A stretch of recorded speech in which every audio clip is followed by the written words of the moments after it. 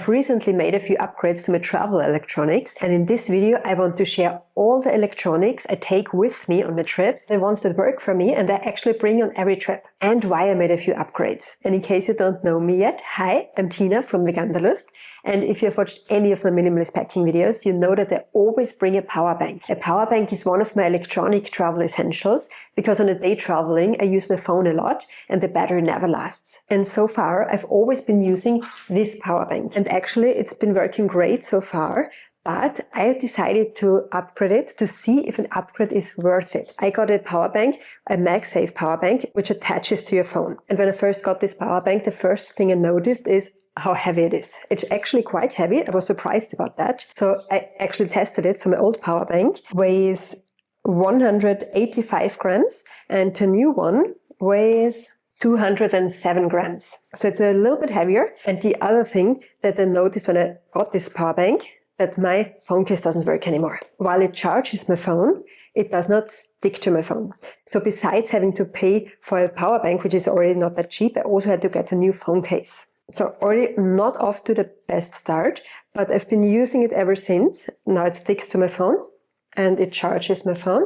Before, with my old power bank, I always had to carry the power bank separately, which was fine in colder weather. I would just put it in my jacket pocket.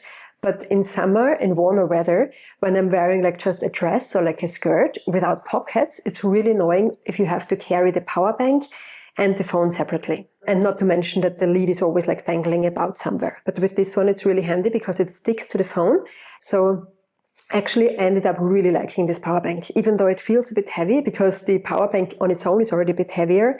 And I always carry it with my phone together. And both of them together are 444 grams, which I know doesn't sound that much, but still, if you carry it around all the time to take pictures and stuff, it does feel a bit heavy. But yeah, I still really like the new power bank. And from now on, I will only use the new power bank when I go on trips.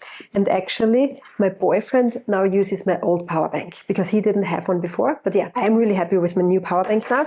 And I found someone else who is happy with my old power bank. And I'm not really going to talk about that because it's obvious, but I'm always going to bring my phone when traveling. I have the iPhone 15 Pro. Another electronic essential for traveling is a travel adapter. And so far, I've been using this adapter. It's quite bulky, but it's handy because you can plug in any power socket from any country and you can plug it into any power socket.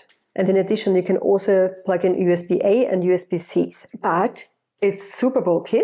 That's why I upgraded this as well.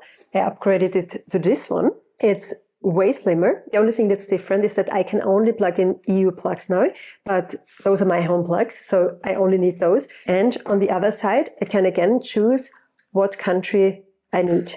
And again, we have two USB-Cs and two USB-A plugs. I'm very happy with my upgrade, and I'm not only using it for traveling, I'm also using it at home because it's so convenient that I can plug in multiple leads at the same time. And I know both products I've talked about so far, both new products are from Anker, but I'm not sponsored by them. I bought both products with my own money and I genuinely like using them. But yeah, if you do want to buy them or any of the other products I'll mention, I'll leave affiliate links in the description.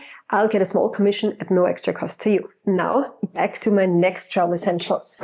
The next electronic item I bring on any trip is my Kindle. I love reading. And I've had this Kindle for years. As you can see at the cover, it's already like slowly falling apart. So yeah, I have the Kindle Paperwhite 7th generation, but it doesn't really matter what ebook reader you have. But in general, an ebook reader is so convenient for traveling because you can bring multiple books and it's super thin and lightweight, especially for me because I like to read super thick fantasy books. And yeah, they would just add way too much weight and take up too much space in my bag. My next electronic travel essential is also for entertainment. I got some headphones. They're so much smaller and more lightweight than an ebook reader. So especially on day trips, it's great. I'm just bringing my headphones and I have something to do on my train or bus or plane or whatever journey. I have just like a normal pair from JBL. They are fine, but they're not the best, to be honest. Their voice cancellation is kind of sucky, to be honest. So I can't really listen to an audiobook or something when I'm in a space where there's loads of talking around me. So yeah, that specific model, not the best, but in general, in-ear headphones are very great for minimalist travel to, just entertain yourself on journeys. The next item is not really an electronics item on its own, but because it is a phone gadget, I still wanted to include it in my electronics list. It is a phone stand. I can attach it magnetically to my phone, and I have a phone stand to watch a movie or something, or just to place it somewhere and then with a timer take pictures of myself if I'm going somewhere on my own. You can also hook it into your table on the airplane, and then you have a phone stand when it like hangs over something. And you can also remove the thing at the back and stick it to a smooth surface